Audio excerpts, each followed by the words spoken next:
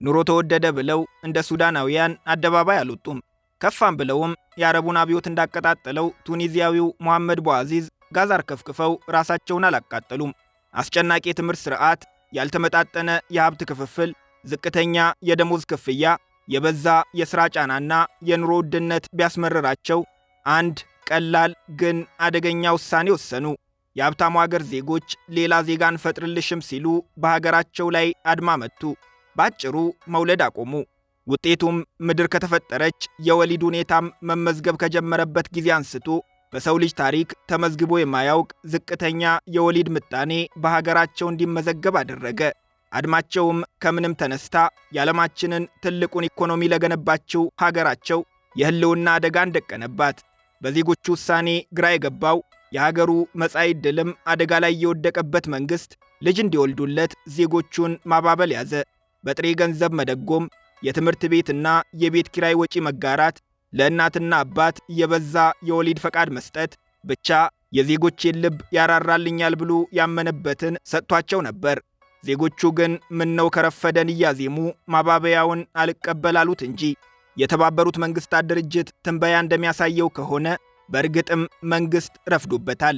መራሩ እውነት የዓለማችን ሀብታሟ አገር በጥቂት አስርተ ዓመታት ውስጥ ብቻ ፍጹም ሰው አልባ ትሆናለች። አያድርገው ነው ምኞታችን። ለእኛ ለሩቅ ተመልካቾች ግን ነገሩ ግራ አጋቢ ነው። በሚዲያ ስሟን የምንሰማው ከመልካም ዜናዎች በኋላ ነው።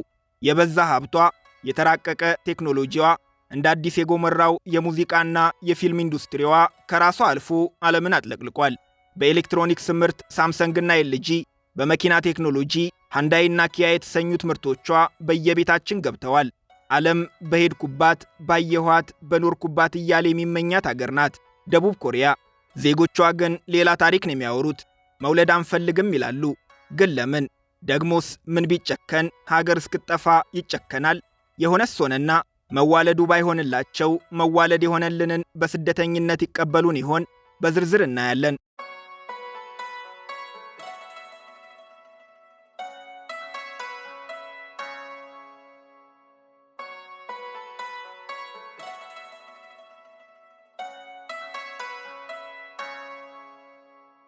ሳይንስ እንደሚለው የአንድ አገር ሕዝብ ጤናማ የሆነ ጉዞውን እንዲቀጥል አንዲት ሴት ቢያንስ በትንሹ 2 ልጆችን መውለድ አለባት።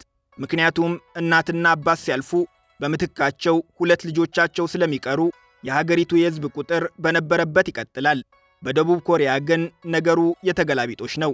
አማካይ የአንዲት ሴት የወሊድ ምጣኔ 0.7 ከመቶ ብቻ ነው።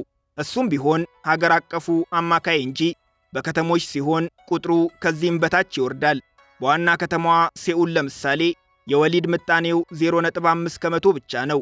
ይህ ማለት ከ2 ቤተሰቦች አንዱ ልጅ ሳይወልድ ያልፋል። ሁለተኛውን ቤተሰብ ቢሆን ይህችን ምድር የሚሰናበተው አንድ ልጅ ብቻ ወልዶ ነው። በአጭሩ 4 ደቡብ ኮሪያውያን በሕይወት ሲያልፉ እዚች ምድር ላይ ተክተውት የሚሄዱት አንድ ሰው ብቻ ነው። እንደዚህ ዝቅ ያለ የወሊድ ምጣኔ በሰው ልጅ ታሪክ ተመዝግቦ አያውቅም። ልጅ መውለድ አይወዱም የሚባሉት ጃፓናውያን ሴቶች እንኳን በአማካይ 1.2 ልጅ ይወልዳሉ። የዓለም አማካዩን ብንወስድ እንኳን አንዲት ሴት 2.2 ልጆችን ትወልዳለች። ዛሬ ላይ የደቡብ ኮሪያ የሕዝብ ቁጥር 51 ሚሊዮን ነው። ግርድፍ ቁጥሩን ለሰማ የሚወራው የተጋነነ ሊመስለው ይችላል።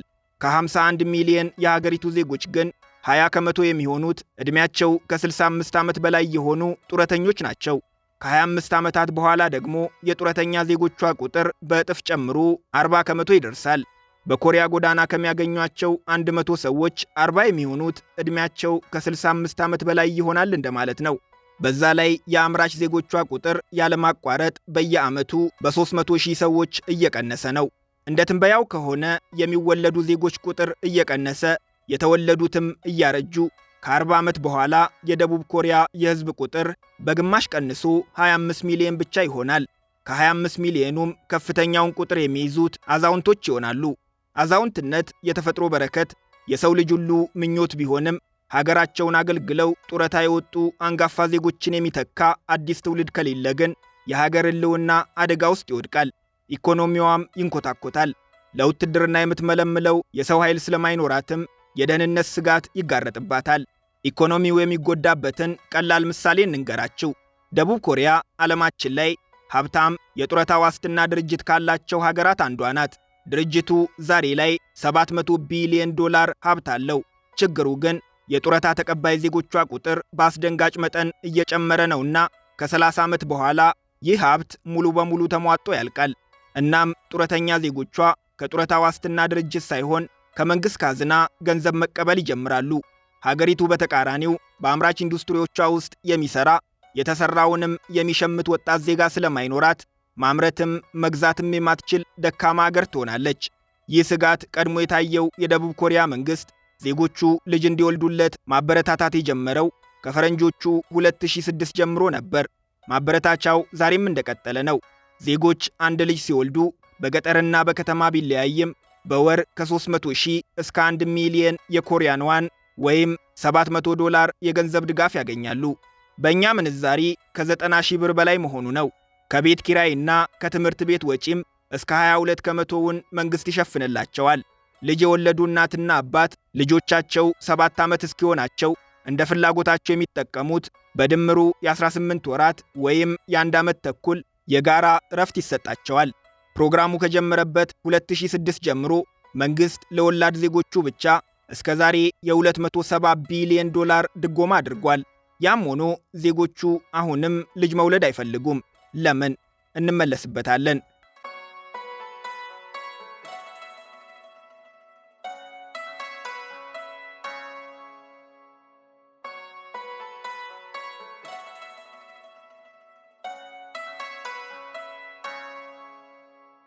ደቡብ ኮሪያውያን እንዲህ አይነት ክፉ አመል አልነበራቸውም። ሀገራቸው እንደ ዛሬው ዓለም የሚቀናባት ሀብታም ሳትሆን የዓለማችን ጎስቋላዋ ድሃ ሀገር በነበረችበት በ1950ዎቹ እንኳን አንዲት ደቡብ ኮሪያዊት እናት በአማካይ 6 ልጆችን ትወልድ ነበር። ከዚያ በፊትም ቢሆን ደልቷቸው የኖሩበትም ልጅ አንወልድም ያሉበትም ታሪክ ተመዝግቦ አይገኝም። የቀደመውን ትተን እንደ አውሮፓውያን አቆጣጠር ከ1910 እስከ 1945 ለ35 ዓመታት የጃፓን ቅኝ ግዛት ነበረች። ከቅኝ ግዛት ቀንበር ተላቃ ገና እፎይ ከማለቷ በ1950 ከመንትያ ጎረቤቷ ሰሜን ኮሪያ ጋር ደም አፋሳሽ ጦርነት ውስጥ ገባች። መላው ዓለምን ያሳተፈው ጦርነት ከ3 ዓመታት በኋላ ማለትም ሐምሌ 27 ቀን 1953 አበቃ። ከ70 ዓመት በፊት መሆኑ ነው። ያኔ ደቡብ ኮሪያ ቅኝ ግዛትና ጦርነት ያደቀቃት ከእጅ ወደ አፍ በሆነ ግብርናና በውጭ እርዳታ የምትተዳደር ምንም አይነት የተፈጥሮ ሀብት የሌላት የዓለማችን ድሃዋ ሀገር ነበረች ነው ታዲያ። ያ ሁሉ ችግር አልፎ ዛሬ ላይ በቴክኖሎጂ ዓለምን የምትመራ በመሠረተ ልማት ያደጉ ሀገራት ሳይቀሩ የሚቀኑባት ከየትኛውም የዓለም ክፍል በበለጠ በከፍተኛ ደረጃ የተማረ የሰው ኃይል ያላት በ1.7 ትሪሊየን ጂዲፒ የዓለማችን 12ኛዋ ሀብታም ሀገር ናት። ታዲያ የዚህች ሀብታም ሀገር ዜጎች ምን ቢቸግራቸው አይናቸውን በአይናቸው ማየት አስፈራቸው? ደቡብ ኮሪያውያን ልጅ አንወልድም ያሉበትን አንድ ብቸኛ ምክንያት እንካችሁ ማለት አይቻልም። ከተቻለም ብቸኛው ሳይሆን ዋነኛው ምክንያት የኑሮ መክበድ ነው። በሀገራችን ሰውን ሰው ያደረገው ዕቁብ ነው የሚል ከነጋዴዎች መንደር የተቀዳ ቀልድ መሰል እውነት አለ። ኮሪያውያን ግን እንደኛ በቀልድ የሚያዋዙት ሳይሆን የሕይወት መሥዋዕትነት የሚከፍሉለት ክርር ያለ አመለካከት አላቸው። ሰውን ሰው የሚያደርገው ትምህርት ነው የሚል። ዜጎቿ በሙሉ በከፍተኛ ደረጃ የተማሩ ናቸው። በሀገሪቱ ሥራ ከሌላቸው ዜጎች 75 ከመቶ የሚሆኑት የዩኒቨርሲቲ ዲግሪ ያላቸው ናቸው። በደቡብ ኮሪያ ዲግሪ መያዝ ብቻ ሥራ ለማግኘት ዋስትና አይሆንም። ዲግሪው የተገኘበት ዩኒቨርሲቲና ከዲግሪው ጋር የተገኘው ውጤትም ትልቅ ድርሻ አላቸው። ከተማሩ ዜጎቿ በጣም የተማረውን ከአዋቂዎችም በጣም የሚያውቀውን ትመርጣለች። በዚህ ምክንያት ደቡብ ኮሪያውያን ወጣቶች ከምርጦቹ ጥቂቶች መካከል ለመሆን በትምህርት ቤት ከፍተኛ ፉክክር ያደርጋሉ። ፉክክሩን በድል የተወጣ ተማሪ ለራሱም ለቤተሰቦቹም የኩራት ምንጭ ይሆናል። ደቡብ ኮሪያን ብቻ ሳይሆን ዓለምን በቴክኖሎጂ በሚመሩት ታላላቅ ድርጅቶች ውስጥም የመቀጠርን ዕድል ያገኛል። ይህ ሲሆን ለፍተው ላስተማሩት ቤተሰቦቹ የክብር፣ ለራሱ የሀብት፣ ለልጆቹም የጥሩ ኑሮ ዋስትና ይሆናል። ይህ እንዲሆን ግን ተማሪውም ቤተሰቦቹም ብዙ መስዋዕትነት መክፈል ይኖርባቸዋል። ወላጆች ልጆቻቸውን ጥሩ ትምህርት ቤት ማስተማር፣ ከትምህርት ቤት ሲመለሱ ከፍተኛ ክፍያ ወደሚጠይቁ ታዋቂ አስጠኚዎች ጋር መላክ ይኖርባቸዋል። ይህ ደግሞ በደቡብ ኮሪያ የአንድ ቤተሰብ ትልቁ ወርሃዊ ወጪ የልጆቹ የትምህርት ቤትና የአስጠኚዎች ክፍያ እንዲሆን አድርጎታል። አንድ ቤተሰብ ለምሳሌ 2 ልጆች ቢኖሩትና ሁለቱንም ልጆቹን አስጠኝ ጋር ቢልካቸው ከወርሃዊ ገቢው 28 ከመቶውን ላስጠኙ ይከፍላል። ይህ እንግዲህ ዋናውን የትምህርት ወጪ ሳይጨምር ነው። የደቡብ ኮሪያ ቤተሰቦች እንደ ሀገር በዓመት ለአስጠኞች ብቻ 20 ቢሊዮን ዶላር ገንዘብ ይከፍላሉ።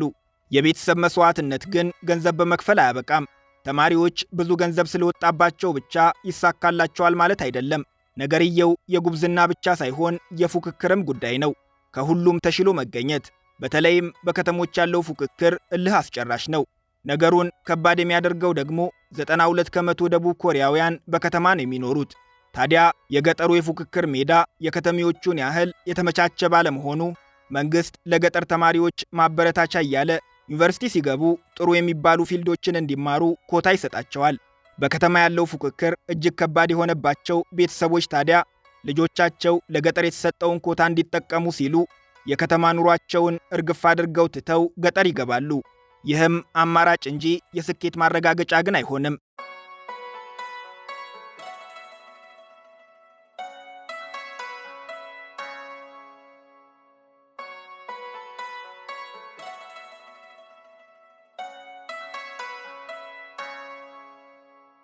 በኮሪያ የአንድ ተማሪ ስኬት ጀመረ የሚባለው ዩኒቨርሲቲ የሚያስገባውን ውጤት ሲያመጣ አይደለም።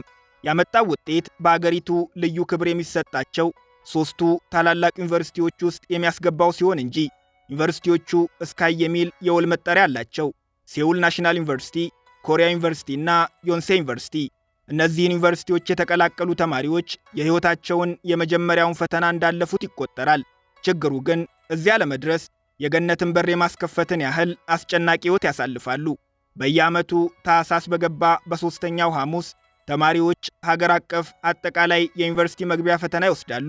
ፈተናው ኮሌጅ ስኮላስቲክ ኤቢሊቲ ቴስት ወይም ሲሳት ይባላል። የአንድ ቀን ፈተና ነው። 8 ሰዓትን ይፈጃል። ለዚህ ፈተና ሲዘጋጁ ተማሪዎች በየቀኑ በአማካይ ከ12 እስከ 16 ሰዓትን በትምህርትና በጥናት ያሳልፋሉ። በጭንቀት ጤናቸው የሚቃወስ ራሳቸውን የሚያጠፉ ወጣቶችም ብዙ ናቸው። ፈተናው በእነሱ ቋንቋ ሱናንግ ይባላል።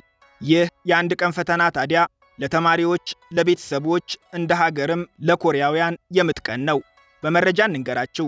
ፈተናውን የሚያወጡ መምህራን በመንግሥት መመረጣቸው ሲታወቅ ከቤተሰቦቻቸው እንኳን እንዳይገናኙ ስልካቸውን ጨምሮ ሁሉንም አይነት የመገናኛ መሳሪያዎች ተነጥቀው ለ5 ወራት የት እንደሆነ ወደማያውቁት ቦታ ተወስደው በር ተዘግቶባቸው ሀገር አቀፉን ፈተና ያዘጋጃሉ። ፈተናው 5 የትምህርት አይነቶችን ይሸፍናል። እንግሊዝኛ የመስማት ፈተና አንዱ ነው። ታዲያ ይህንን ፈተና ሲወስዱ ተማሪዎች እንዳይረበሹ ሲባል ፈተናውን በሚወስዱበት 25 ደቂቃ ውስጥ በኮሪያ ሰማይ ስር የአውሮፕላን በረራዎች በሙሉ ይከለከላሉ። ወታደራዊ የጦር ልምምዶች ይቆማሉ። የኮንስትራክሽን ሥራዎች ይቋረጣሉ። ሱቆች፣ ባንኮች፣ የስቶክ ማርኬት ግብይት ፈተናው እስኪያልቅ ይዘጋሉ። ፈታኝ መምህራን ተማሪዎችን እንዳይረብሹ ድምፅ ያለው ጫማ እንዳያደርጉ ይከለከላሉ። ፖሊስ በተጠንቀቅ ይቆማል። ሰዓት የረፈደባቸውን ተማሪዎች በየቤታቸው እየሄደ በመንገዳቸው ላይ የትራፊክ መዘጋጋት እንዳይገጥማቸው በፖሊስ ፓትሮል መንገድ እያዘጋ በራሱ በፖሊስ መኪና በክብር ወደ ፈተና ጣቢያ ይወስዳቸዋል። ቤተሰብ በዚህ ቀን ሥራ አይገባም። ሁሉም በየእምነቱ የተፈታኝ ልጆቹን ፎቶ ይዞ ሲጸልይ ይውላል። ይህ ሁሉ ጭንቀት እንግዲህ ዩኒቨርሲቲ ለመግባት ብቻ አይደለም። ቀደም ሲል ከነገርናችሁ 3 ዩኒቨርሲቲዎች አንዱ ጋር የሚያስገባውን ከፍተኛ ውጤት ለማምጣት እንጂ። የተማሪዎቹ ጥረት፣ የቤተሰብ ጸሎት ሰምሮ ቀንቷቸው 3ቱን ዩኒቨርሲቲዎች የሚቀላቀሉ ተማሪዎች ግን ከግማሽ ሚሊዮን ተፈታኞች መካከል 2 ከመቶ የሚሆኑት ብቻ ናቸው። ለመሆኑ የኮሪያ ተማሪዎች ወደ እነዚህ 3 ዩኒቨርሲቲዎች ለመግባት የዚህን ያህል አሳራቸውን የሚበሉት ለምንድን ነው?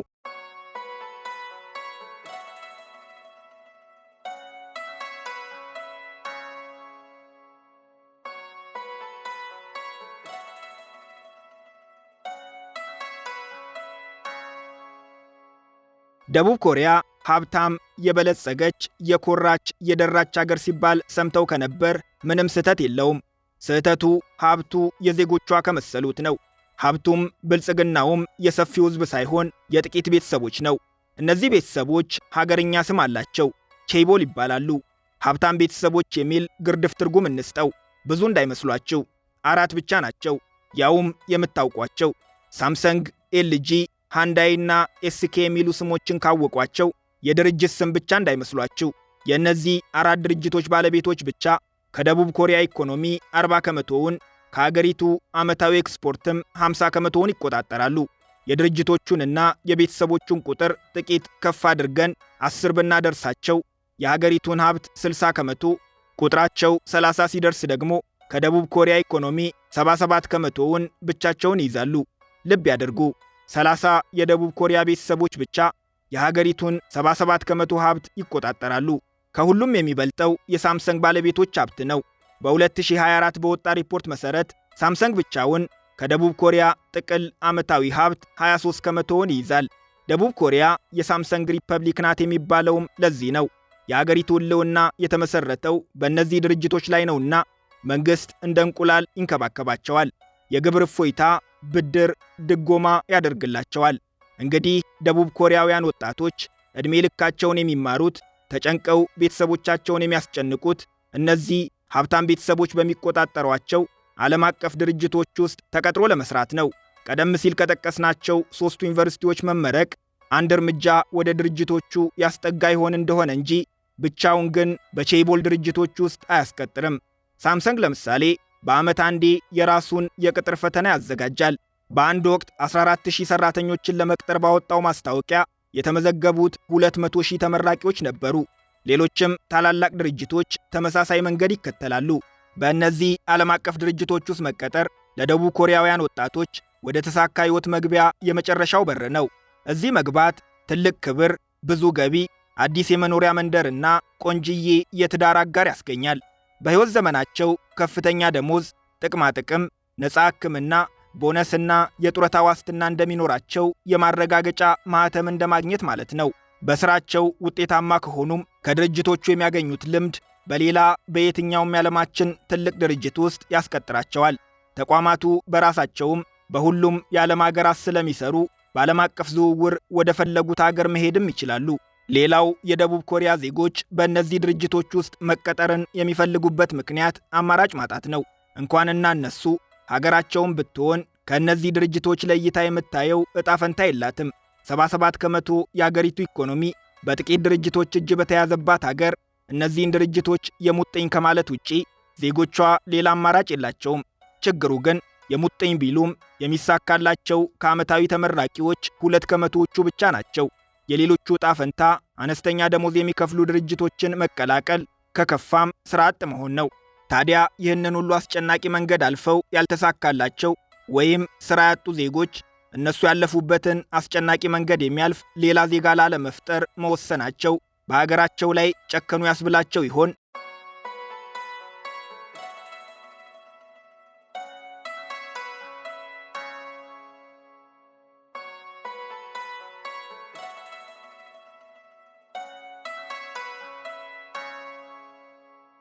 ደቡብ ኮሪያውያን ልጅ አንወልድም ያሉበትም ምክንያት የትምህርት ሥርዓቱ ላይ ብቻ መደፍደፍ አይቻልም። ሀገራቸው የኑሮ ውድነት ያለባት ሀገርም ናት። ባለፉት 10 ዓመታት ውስጥ ብቻ ለምሳሌ የሀገሪቱ የቤት ዋጋ 80 ከመቶ ጨምሯል። ባደጉት ሀገራት እንዲህ አይነት የዋጋ ግሽበት የተለመደ አይደለም። ታዲያ ይህንን የኑሮ ውድነት ማሸነፍ የሚችሉበትን ገንዘብ ለማግኘት አብዛኞቹ ዜጎቿ የትርፍ ሰዓት ሥራ ስለሚሰሩ የዓመት ረፍታቸውን እንኳን አይጠቀሙም። ዜጎቹ ሥራ ላይ የሙጥኝ ብለው ያስቸገሩት መንግሥታቸው በ2022 ሕግ እስከ ማውጣት ደርሷል። በሳምንት ከ52 ሰዓት በላይ መስራት በሕግ ተከልክሏል። እንዲህ ሰርተውም ቢሆን ለተራ የደቡብ ኮሪያ ዜጎች የቤት ባለቤት መሆን የማይታሰብ ነው። በተለይም በከተሞች ያለው የቤት ዋጋ የሚቀመስ አይደለም። ሥራውም መሠረተ ልማቱም ያለው በእነዚህ ከተሞች ውስጥ በመሆኑ 92 ከመቶ ዜጎቿ በከተማን የሚኖሩት። በሀገሪቱ የራሳቸው ቤት ያላቸው ዜጎች ቁጥር 56 ከመቶ ብቻ ነው። በሀገር አቀፍ ደረጃ የአንድ ካሬ አፓርትመንት አማካይ ዋጋ 4500፣ በዋና ከተማዋ ሴውል ደግሞ በእጥፍ አድጎ $9600 ነው። ይህ ማለት በዋና ከተማዋ ሴውል አንድ ባለ 100 ካሬ ሜትር አፓርትመንት ልግዛ ካሉ ዋጋው 1 ሚሊዮን የአሜሪካ ዶላር አካባቢ ነው። ሌላው ዜጎቿ ልጅ አንወልድም የሚሉበት ምክንያት የሥራ ሕይወት በራሱ አስጨናቂ መሆኑ ነው። ሰራተኞች የትም ቢቀጠሩ ክፍያው ምን ዝቅ ያለ ቢሆን በደቡብ ኮሪያ ሥራ ያው ሥራ ነው። በሥራ ላይ ስኬታማ ለመሆን እንደ ነውር ነው የሚታየው። በመስሪያ ቤታቸው የተሰጣቸውን ሥራ በአግባቡ ሳይፈጽሙ ቀርተው ባለቃቸው የተወቀሱ ሰራተኞች የተዋረድኩ ስሜት ስለሚሰማቸው ራሳቸውን እስከ ማጥፋት ይደርሳሉ። በዚህ ምክንያት ደቡብ ኮሪያውያን ከቀልባቸው ሆነው ትዳር መስርተው ልጅ ወልደው ሀብት አፍርተው መኖር ከብዷቸዋል። በየዓመቱ የተጋቢዎች ቁጥር እየቀነሰ ቢጋቡም ጋብቻ የሚመሰርቱበት ዕድሜ ከ30 ዓመት በኋላ እየሆነ ካገቡም በኋላ ልጅ አንወልድም በማለታቸው ሀገራቸው ተጨንቃለች። ኢኮኖሚዋን ለማስቀጠል የቀራት አንድ ብቸኛ አማራጭ ስደተኞችን መቀበል ነው። ችግሩ ግን ለዘመናት በሯን ዘግታ የኖረች ዜጎቿም ከስደተኞች ጋር እንዴት መኖር እንዳለባቸው የማያውቁ መሆናቸው ነው። በአገር ቤትም ቢሆን ብዝሃነትን አያውቁም። 97 ከመቶ ዜጎቿ ከአንድ ብሔር የተገኙና አንድ ቋንቋ የሚያወሩ ናቸው። እንኳንና የውጭ ዜጋ በውጭ አገራት ተወልደው ያደጉ የዘመዶቻቸውን የዳያስፖራ ልጆችን እንኳን መላመድ ይከብዳቸዋል ይባላል። አማራጭ ያጣው መንግስታቸው ግን የውጭ ዜጎች ወደ አገሪቱ ገብተው እንዲሰሩ ማበረታታት ጀምሯል። እስካሁንም ከ2 ሚሊዮን በላይ በአብዛኛው ከዛው ከኤዥያ አገራት የሆኑ የቻይና፣ የቪየትናም፣ ፊሊፒንስ፣ ታይላንድ፣ ኢንዶኔዥያና የሌሎችም አገራት ዜጎች ወደ ኮሪያ ገብተው መኖር ጀምረዋል። ይህ ቁጥር በቀጣይ በፍጥነት እያደገ እንደሚሄድ ይገመታል። ያም ሆኖ የቋንቋ ችግርና የማህበረሰቡ አመለካከት ለውጭ ዜጎች ፈተና መሆኑን ቀጥሏል። ይህንን ችግር ለመቅረፍም መንግስት ለስደተኞች የቋንቋና የባህል ስልጠና ይሰጣል። ስልጠናው 6 ደረጃዎች አሉት። እስከ 4ኛ ደረጃ የተማሩ ስደተኞች ቋንቋ ይችላሉ ተብሎ ይታመናል። ደረጃ 5 እና 6 የደረሱ ዜጎች ደግሞ ከህዝቡ ጋር የሚያኖራቸው የባህል ዕውቀት አላቸው ተብሎ ስለሚታመን የቋሚ ነዋሪነትና የዜግነት ጥያቄ ማቅረብ ይችላሉ። ይህ እንግዲህ በመንግስት የሚደረግ ጥረት እንጂ ህዝቡ ግን ዛሬም ለውጭ ዜጎች የሚመች አይደለም።